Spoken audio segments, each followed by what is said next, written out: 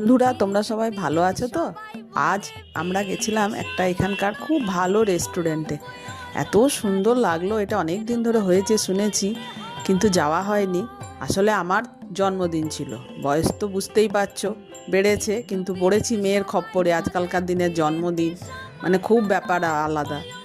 এত সুন্দরভাবে এই রেস্টুরেন্টটা সাজানো, জানিদিকে পটচিত্র দেখো, কলকাতাকে তুলে ধরেছে, উত্তম কুমারের নানা রকম সিনেমা সেগুলোকে তুলে ধরেছে। এত সুন্দর, এটা আমি আগে শুনেছিলাম কিন্তু আসা হয়নি।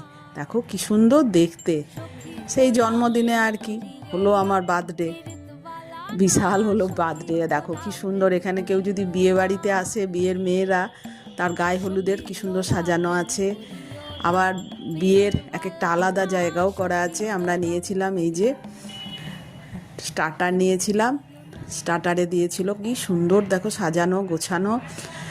আমার এটা খুব ভাল লাগে, এই কলা পাতায় দেয় কাঁসার থালাতে করে, এটা খুব ভাল লাগে খেতে।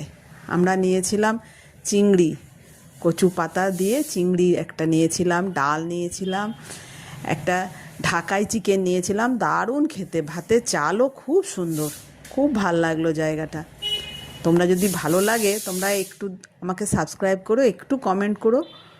নমস্কার।